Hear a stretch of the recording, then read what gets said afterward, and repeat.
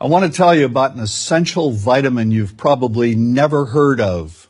If you're a parent or plan to be one, it might be more important to your child's growth than all other vitamins combined, and only you, a parent, can provide it.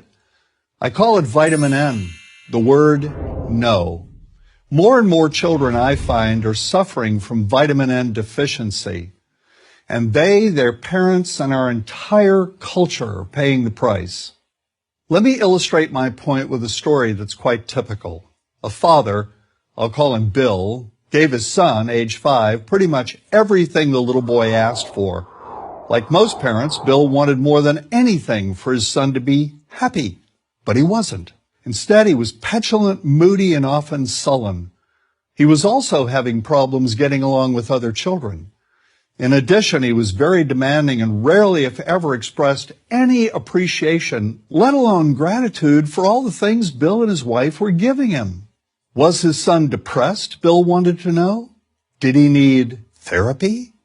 His son, I told him, was suffering the predictable ill effects of being overindulged.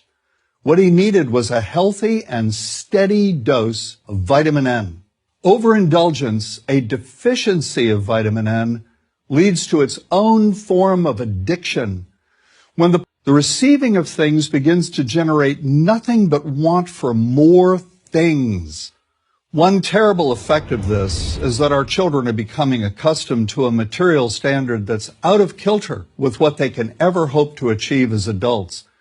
Consider also that many, if not most, children attain this level of affluence not by working, sacrificing, or doing their best, but by whining, demanding, and manipulating. So in the process of inflating their material expectations, we also teach children that something can be had for next to nothing. Not only is that a falsehood, it's also one of the most dangerous, destructive attitudes a person can acquire.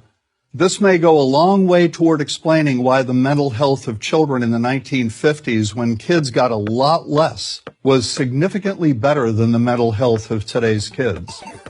Since the 50s, and especially in the last few decades, as indulgence has become the parenting norm, the rates of child and teen depression have skyrocketed.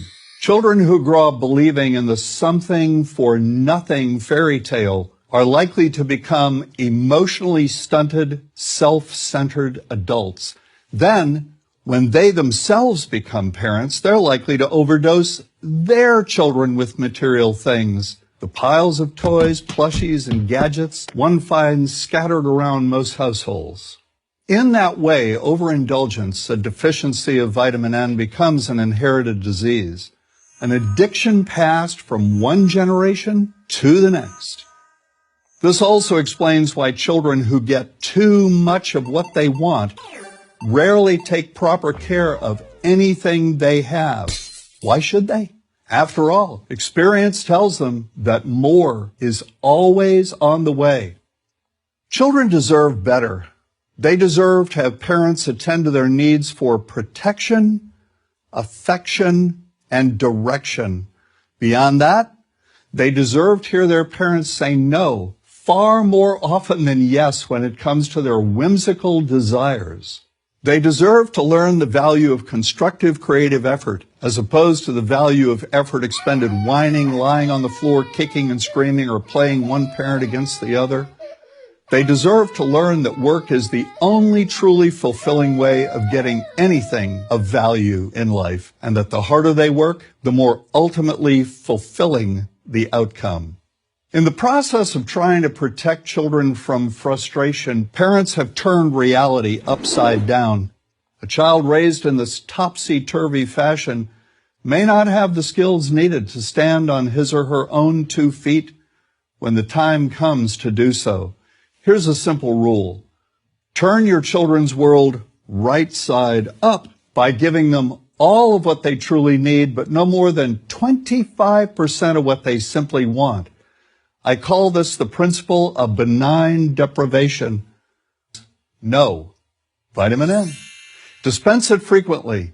You'll be happier in the long run, and so will your child. I'm John Rosemond, author and family psychologist for Prager University.